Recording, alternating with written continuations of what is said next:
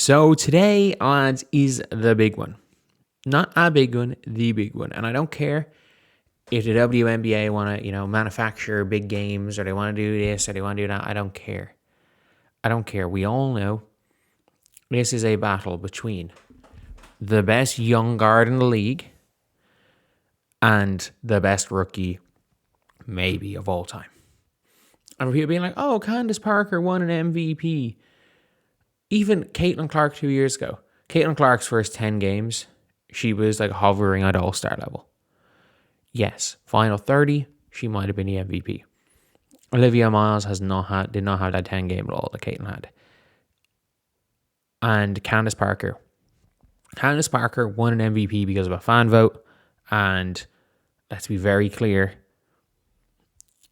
she wasn't competing as the greatest player of all time in her best ever season. And maybe you want to argue longevity, Taurasi was, but it wasn't Taurasi's best ever year.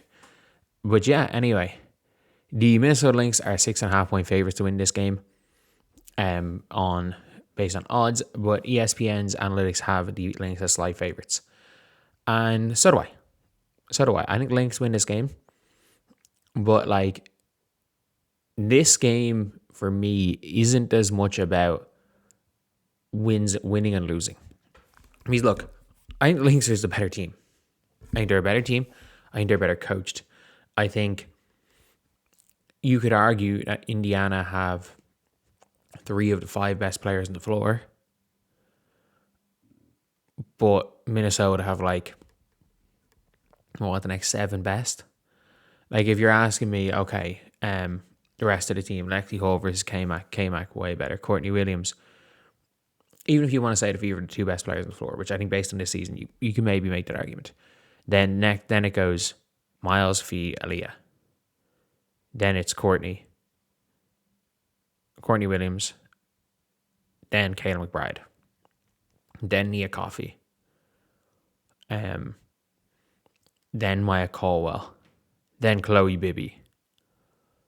Then, I forgot Natasha Howard, Jesus, is ahead of all the other ones. But it's like, they are better. And look, like, especially in that system, like maybe in a vacuum, Lexi Hull's a better player than Nia Coffey. But like, in that system, not even close. But you can see it right here. This is going to be a really tough matchup for Indiana. If the one good thing about the Indiana Fever is that we saw it in the Portland game, that they are very much okay with saying, look, if you're going to blitz our pick and roll, if you're going to do this, if you're going to do that, we're just going to go away from it. We're going to go away from the pick and roll. We don't care that much about it because we trust Caitlin Kelsey Mitchell and ISO. And that's kind of where they can win this game. Aaliyah's not going to do anything. She's not going to redo anything. If I'm Stephanie White, I'm looking at a lot of Maisha Hines-Allen minutes because I think she's the only player that's even going to be able to slightly kind of neutralize Fee. I think Sophie, K-Mac's too good downhill on Sophie. I think Court Williams, the Lynx no longer have the Bridget Carltons of the world that Caitlin can go and guard. Who, by the way, Bridget Carlton's looking ridiculous now, but and that was kind of it in Caitlin's rookie year. Caitlin didn't play them last year. Or even the Chechis and the Lassinis. So, if you look at his team with Minnesota, like, they're starting 5. They have 5 of the best 7 players. That's just, 5 of the best 8. That's my opinion. The Fever 3 of the best 5. But they have 5 of the best 8. And then when you look at the bench, they have players that I'm more confident. I am more confident in beginners look Chloe Bibby than I am in any Fever player outside the big 3 not named Sophie Cunningham. And that is just my opinion.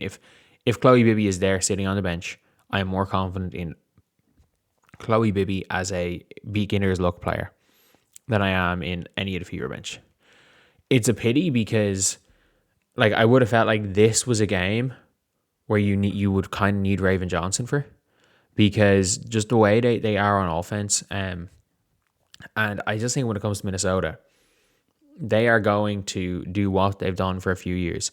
They're going to do what they did in Caitlin's rookie year, and it works with neutralizing Caitlin to an extent. That like K-Mac is like offense, who cares? The goal of Caitlin McBride is I'm not playing offense, I'm just guarding Caitlin. And then when K-Mac gets tired, they can rotate Court Williams onto her. And when Court Williams gets tired, they can now rotate Maya Caldwell onto her. And when they get tired, they can put Nia Coffey on her for a bit of a different look. They can try to put it some weird way. If the Fever are going with a lineup with like KK and stuff, they can try put Howard onto her to show her some length. Like, it's going to be tough. I do apologize. I am extremely tired. I do also think that Courtney Williams is a really tough matchup for Kelsey Mitchell. This is where we get to see what Fever are made of. I don't really care too much about Fever's defense today. I want to see the Fever drop 80. Comfortably drop. You know what? Drop 90. Drop 90. If you show that you can drop 90 on the Minnesota Lynx, well, let's not forget, the Fever are probably best equipped to play in the playoffs because they play in a playoff atmosphere most times. Like, Minnesota don't open the upper bowl, but they do when they play the Indiana Fever. So they're playing in playoff atmosphere. They're playing in playoff crowds. They're playing where the other team is their Super Bowl. They're used to that type of game. And they shit themselves in the playoffs in 2024. I don't think they're going to do that again. Everyone has experience in the playoffs, other than Caitlin Clark. And Caitlin Clark was probably the one player who didn't shit herself in 2024. Like, she missed shots, but like, you could tell that she was stroking with confidence. Like, it wasn't like Kelsey Mitchell, who was 360 no-scoping, passing the ball to your team. But yeah, this Minnesota team is so composed.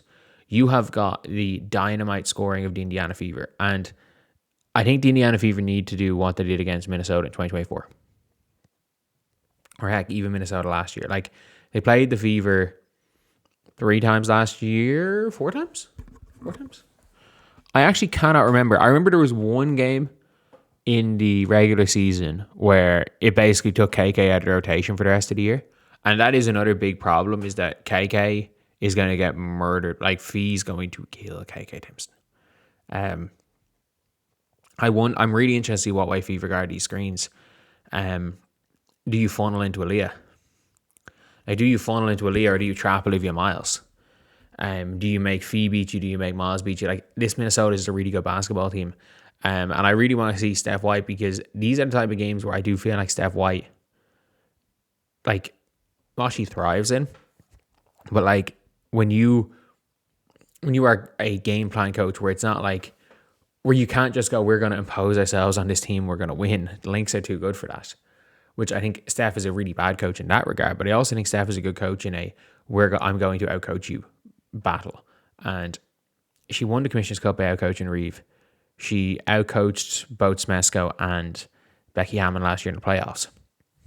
I do feel like this is a game where she's going to come out with some game plan. And I know they played the Lynx twice more at the end of the season, but like, the likelihood of them being irrelevant games is high. The likelihood of Minnesota having the number 1 seed sewn up by the time the Indiana Fever played them, and them doing what they did last year and basically subbing off their starters halfway through the first quarter, going 5 on 5 off, making sure no one gets hurt. The likelihood of that is high. So neither the Fever or the Lynx are going to show their hand in those last games. This is the real one. And for me, these are the 2 best teams in the league. I think Atlanta, I don't know how I feel about Atlanta. I think Atlanta are going to get scared in the playoffs. And ironically, the only player I trust in that Atlanta team in the playoffs is the one who hasn't been in the playoffs, in Angel Reese. But as well as that, with Atlanta, I don't know. Dallas. No. Dallas are looking like a first round out. They look like a team that are going to shit themselves in the playoffs.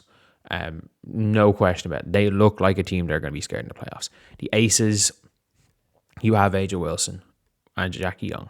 If they get you to the finals or they win you a title, man, like, we might be if they win another title, we might be putting Jackie Young in top 15 all-time conversations.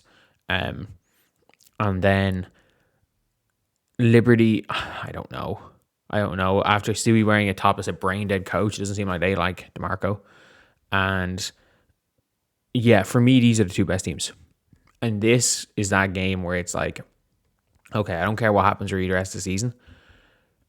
both of these teams are comfortably in the playoffs, and with the first round of the playoffs being best of 3, seeding doesn't really matter that much in the WNBA. It really doesn't, because none of the playoff teams are bad. None of them are bad. Everyone can beat anyone. But I really just want to see how the Fever go out in this game. I want to see how Caitlin Clark goes out. I want to see aggression. I want to see them having a B game if their A game doesn't work, because Cheryl Reeve might outcoach her A game. I want to see how Minnesota react. I want to see how Minnesota are able to slow down the best offense the league has ever seen. I want to see, can Minnesota stop both guards? Like, we know they can stop one. Like, if they focus on just stopping Caitlin, we know they can stop Caitlin. We know they can stop Kelsey Mitchell if they just focus on Kelsey Mitchell. We saw that last year in the Commissioner's Cup, but then it was Howard and Sophie Cunningham took over. It's like, if you stop both of them, does that mean that Aaliyah Boston's is going to go for 30? Like, it is a question of, can you stop that Fever? Because you've got that big 3 where if all you need is one of them to go off and you can win a game. And let's also not forget Sophie Cunningham's on his team too. So it's a really interesting one. But anyway, I'll see you guys.